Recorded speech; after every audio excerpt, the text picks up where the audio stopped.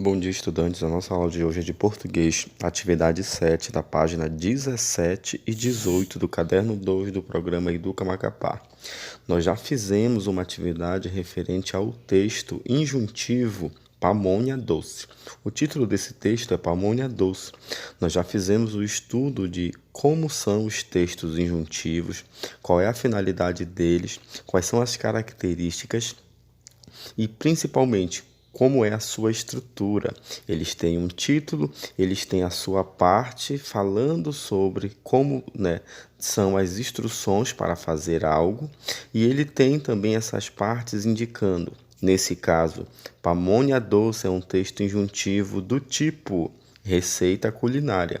Se é receita culinária, ele é dividido em título, tem os ingredientes, tem o modo de fazer e no final tem as porções, quantas porções servem.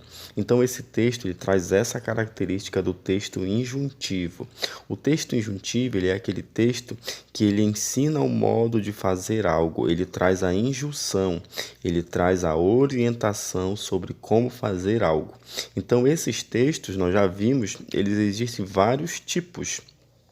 Tem o tipo receita culinária, tem o tipo receita médica, bula de remédio, ele tem o tipo manual de instrução, ele tem o tipo de regulamento. A própria propaganda é um texto injuntivo. Aqui nós temos o exemplo da receita culinária, como fazer um prato de comida, uma sobremesa, um doce, um prato de comida principal.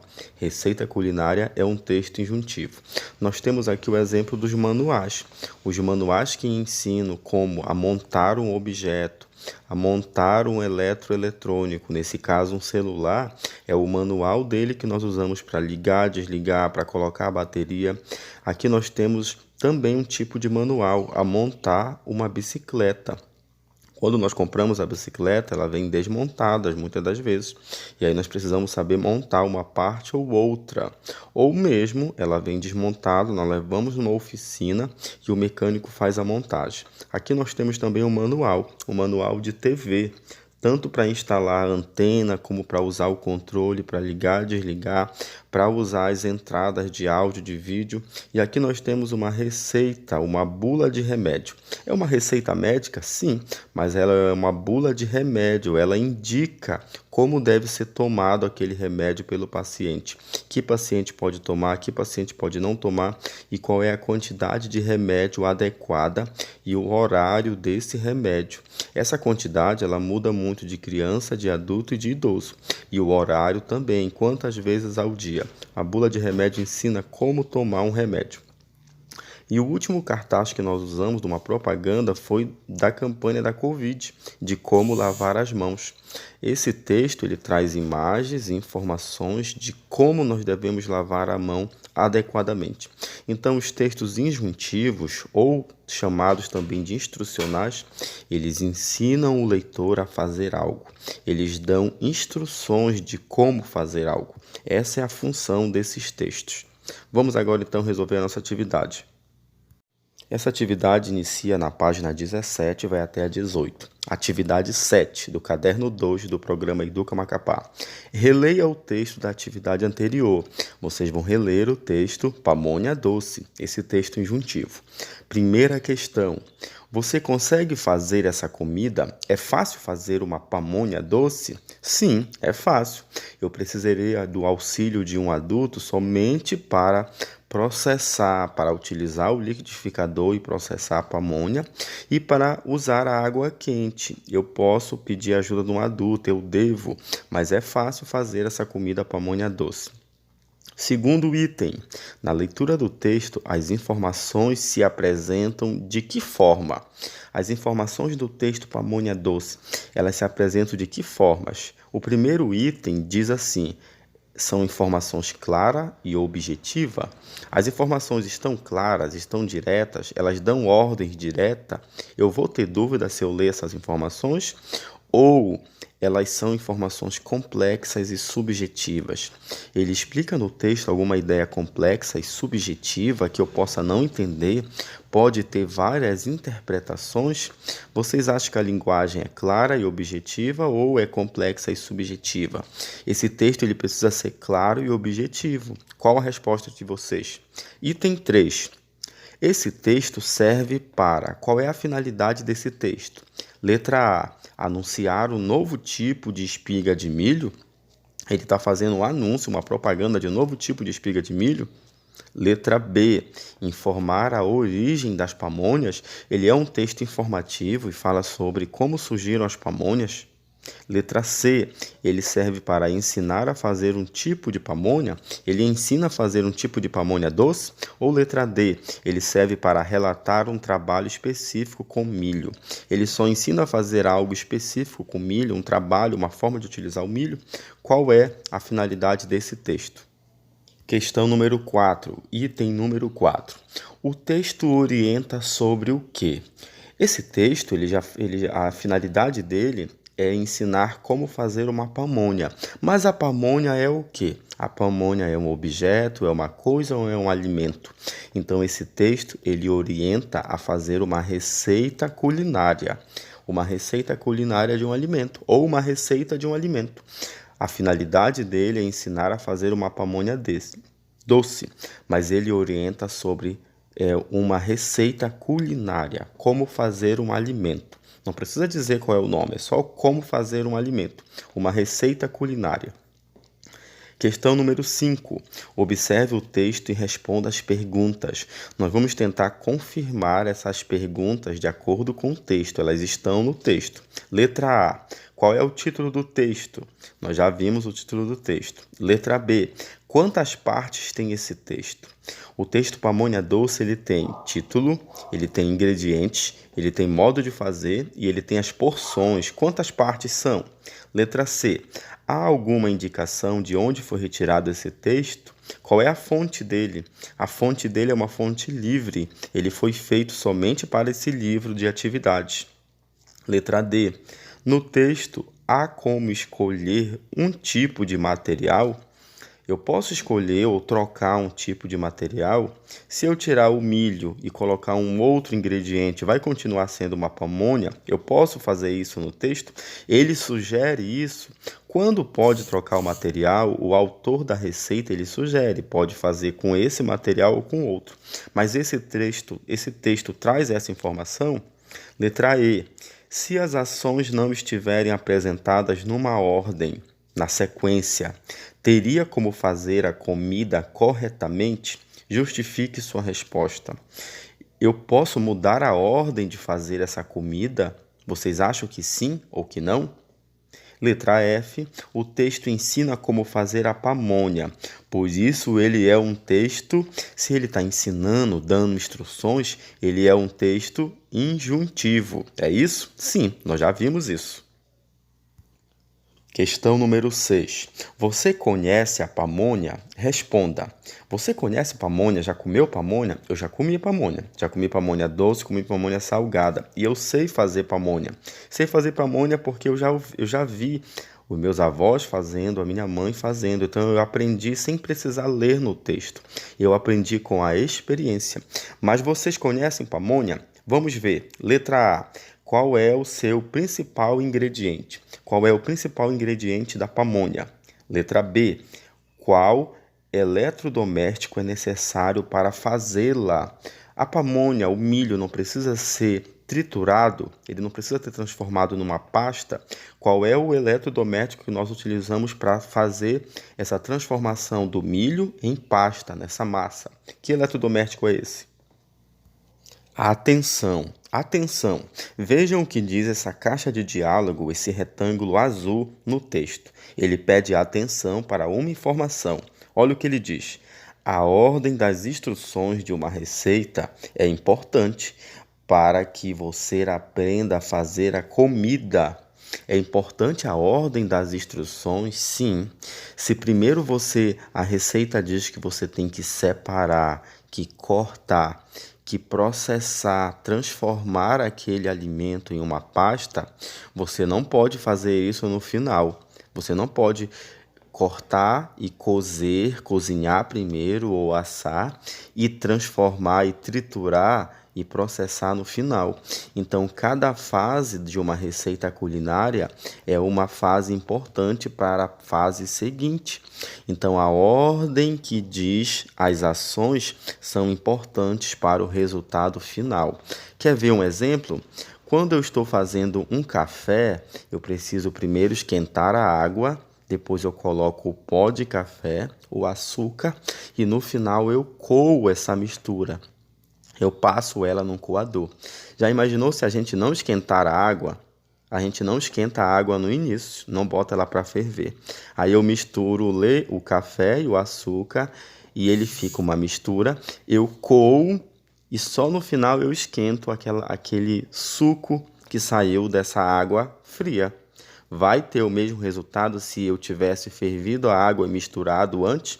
Não, o resultado vai ser diferente. Então, a ordem das ações precisa ser obedecida, porque nós estamos fazendo um cozimento, nós estamos fazendo a transformação de um alimento em uma outra substância. Então, a ordem precisa ser respeitada. Essa é a atenção que traz esse texto. Questão número 7. Os procedimentos da receita estão formados por uma sequência de frases. Os procedimentos da receita são formados por uma sequência de frases. Essas frases, elas são que tipo de frases? Letra A. São frases exclamativas, trazem alguma exclamação, uma surpresa, um espanto.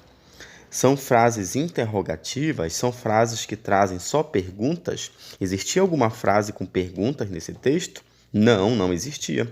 São frases ordenativas, trazem ordens para nós obedecermos, nós seguirmos essa ordens com orientação? Sim, é fácil.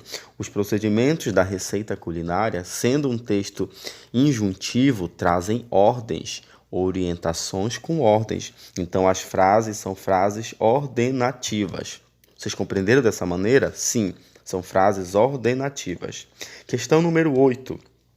O que significa frases ordenativas? Já vai responder, ó. Frases ordenativas, primeiro item, são frases que indicam somente um pedido. Ele pede para nós fazermos. Você poderia cortar o milho? Você poderia pôr a água para ferver? Agora você pode processar o milho no liquidificador. São frases que fazem um pedido ou são frases que indicam ordem. Corte os milhos. Esquente a água até a fervura. Misture tudo e coloque no liquidificador. No final, aqueça o forno e ponha para assar em 200 graus. Essas frases são frases ordenativas, elas indicam ordens. Então, o texto traz frases ordenativas que indicam ordem. É para fazer aquilo daquele modo.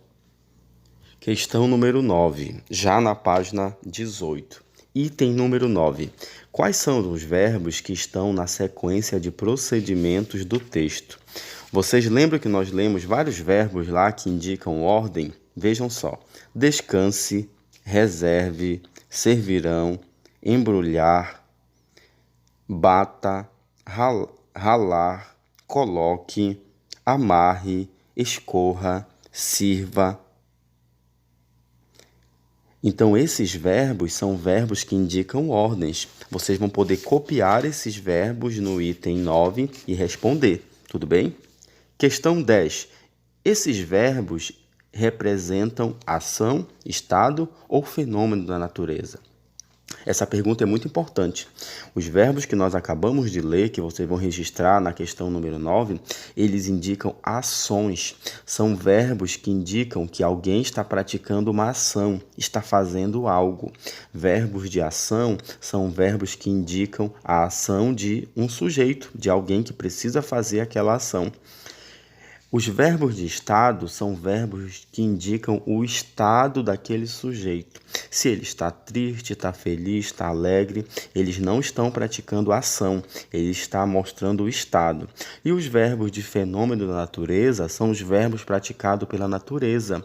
São verbos que não são praticados por pessoas, e sim pela natureza, como o verbo chover, relampejar, trovejar, o verbo encher.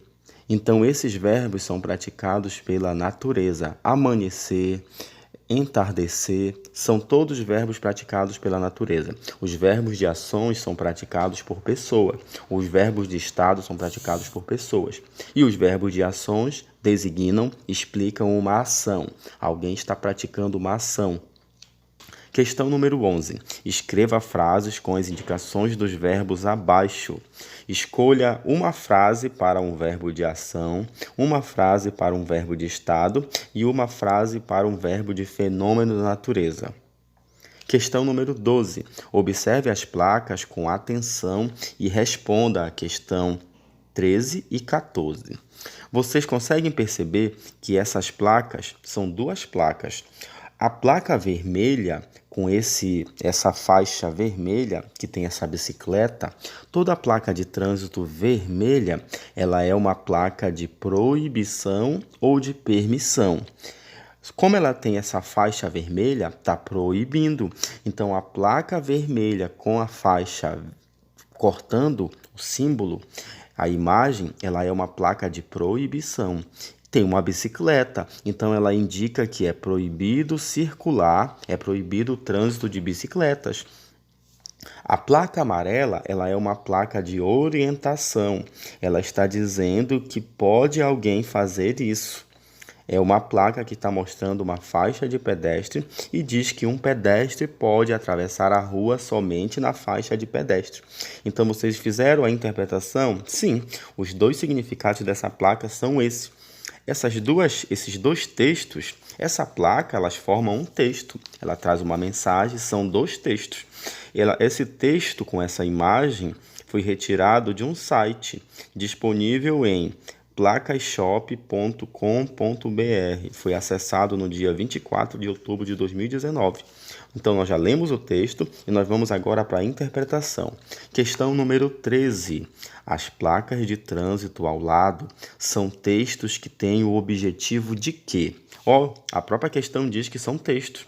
Os textos são imagens, os textos são formados por palavras, por linguagem escrita, mas eles são formados também por imagens. Uma placa, uma propaganda com uma imagem também é um texto. Um gesto que eu faça, a mão de paz, o globo, o mundo, ele traz um texto, porque ele traz um sentido sobre aquela imagem. Então, qualquer imagem que eu use é um texto. Então, a questão número 13 diz: as placas de trânsito ao lado são texto que tem por objetivo. Qual é o objetivo dessas placas de trânsito? Letra A. Descrever as normas e condutas de pedestre no trânsito. Será que é isso? Letra B. Ensinar o código de trânsito em vigor nas vias de transporte. Letra C. Informar os usuários de trânsito sobre obrigações e proibições. Ou letra D. Narrar situações corriqueiras do trânsito. Essa placa, ela está narrando uma situação? Não, ela não é um texto narrativo. Mas você acha que ela está ensinando sobre o código de trânsito ou ela está descrevendo as normas e condutas de pedestres no trânsito? Ou vocês acham que ela está informando os usuários de trânsito sobre obrigações e proibições? Ela informa? Ela é parecido com o texto injuntivo? Ela é um texto injuntivo? Vocês lembram que eu falei que a propaganda, a imagem, a campanha, ela traz um texto injuntivo? Então, essas placas estão informando. Ela informa os usuários de trânsito sobre uma é a proibição, a outra é o que ele pode fazer. Eu só devo atravessar a rua na faixa de pedestre. Então é isso que ela está fazendo.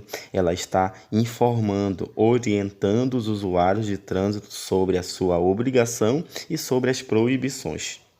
Questão número 14. As duas placas representam informações. Essas informações têm a ver uma com a outra? Pode ser. Elas são informações contrárias. Uma tem a ver com o assunto e outra tem a ver com o outro. Vamos ver. As duas placas representam informações letra A. complementares, uma informação complementa a ideia da outra placa. Letra B, são informações contrárias. Uma informação tem a ver com uma coisa, a outra informação tem a ver com outra. A letra C, são informações diferentes. Uma informação tem a ver com uma coisa, um assunto trânsito, e a outra tem a ver com outra coisa, com o assunto alimentação. Ou letra D, são informações semelhantes. Uma tem a ver com um assunto e a outra tem a ver com esse mesmo assunto. Vocês percebem que uma fala sobre o ciclista e a outra fala sobre o pedestre. Então, podem não ser informações semelhantes e também podem não ser informações complementares. Mas vocês viram que a placa vermelha, ela é da proibição e a placa amarela, ela é de uma obrigação. Então, vocês acham que tem a ver essas informações? Porque a cor é diferente. Vejam bem que o assunto das duas placas é sobre o trânsito, mas uma placa é de proibição e a outra é de obrigação. Então, se nós formos entender por esse lado, elas trazem informações diferentes. O assunto é o mesmo, mas uma é de proibição e a outra é de obrigação. Então, elas trazem informações diferentes. Na de proibição, eu não posso fazer isso. Na de obrigação, eu devo fazer, eu sou obrigado. Ela me dá uma ordem para que eu somente atravesse a rua na faixa de pedestre. Então, por esse entendimento, nós podemos concluir que ela deve ser... As duas placas trazem informações diferentes. Uma eu posso fazer, a outra eu não devo fazer. Tudo bem? Então, eu espero que vocês tenham gostado de resolver a atividade. Continuem estudando sobre textos injuntivos, resolvam a atividade e até a nossa próxima aula de português.